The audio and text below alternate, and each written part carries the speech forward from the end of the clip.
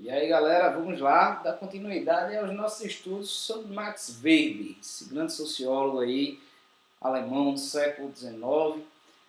Esse aí que nós já vimos, né, um dos principais sociólogos aí desse momento da filosofia chamada sociologia clássica.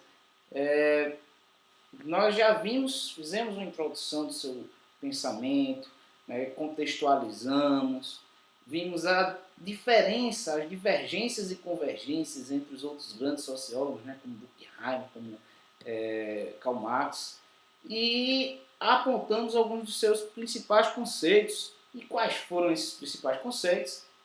Isso mesmo, né, esses aí que estamos vendo, conceito de racionalização, indivíduo, burocracia, tipos de ação e a ética calvinista, certo? Esses conceitos são os conceitos majoritários e alguns outros importantes conceitos vai vir como consequência destes, né? Vai estar associado a esses aí.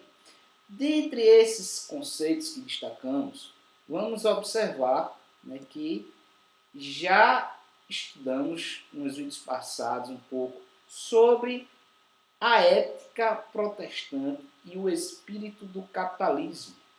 E aí vimos qual é a relação entre a ética protestante e o espírito do capitalismo. Como esse capitalismo pode ter sido influenciado ou movido pela ética protestante, como essa ética protestante colaborou com o espírito do capitalismo, nós vimos na última aula, certo? E aí nós vamos dar sequência a um desses conceitos, certo? Que agora será o de tipos de ação. Vamos lá. Já vimos que Weber,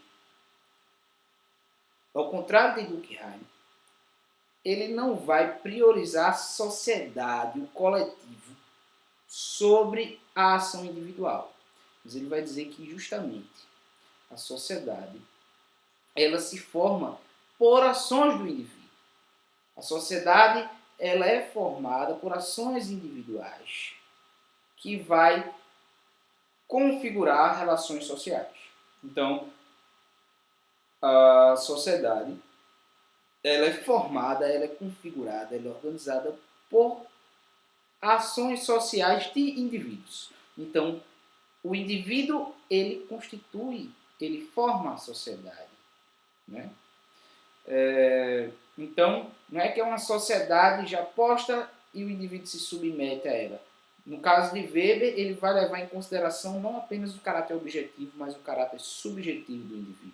Aquele indivíduo ali, ele compõe a sociedade, ele forma núcleos sociais através de suas relações, certo?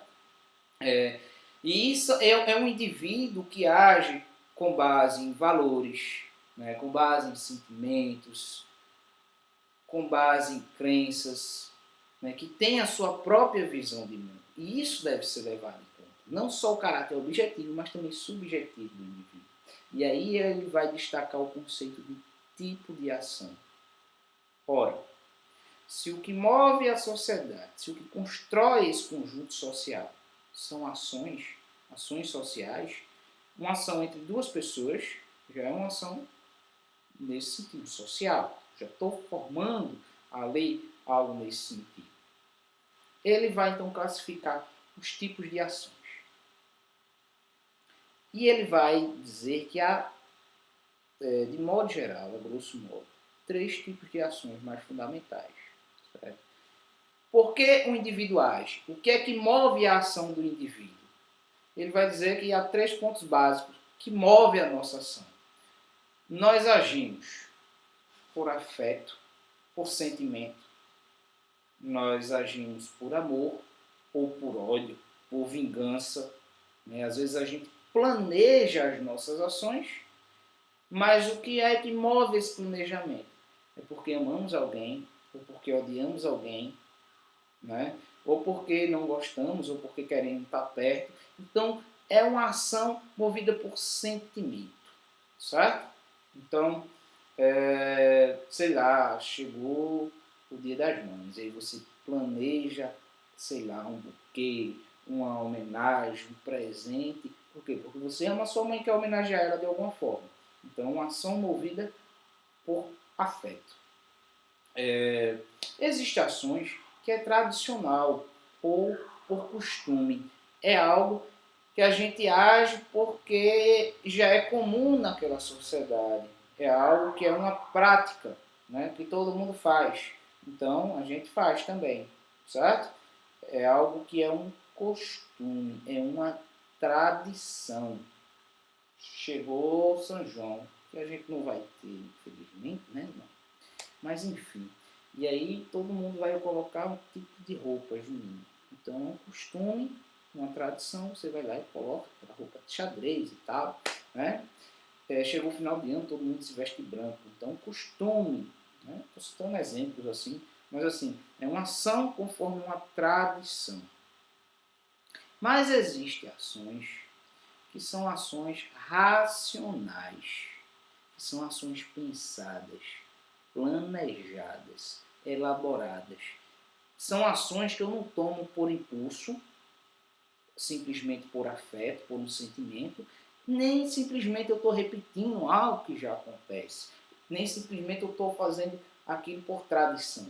Mas não, eu estou fazendo aquilo porque eu tenho um objetivo, é algo planejado. E aí ele vai dizer que há dois tipos de ação racional, certo? Então, entre os tipos de ação, são três: afetiva, tradicional e racional. Afetiva é sentimento, tradicional por costume, eu mantenho uma tradição. E a racional, ele vai dizer que há dois tipos. O primeiro tipo é por fins, ou seja, eu ajo porque eu quero algo com aquela ação. Eu quero algo que vai ser uma troca, uma consequência daquela ação, uma finalidade.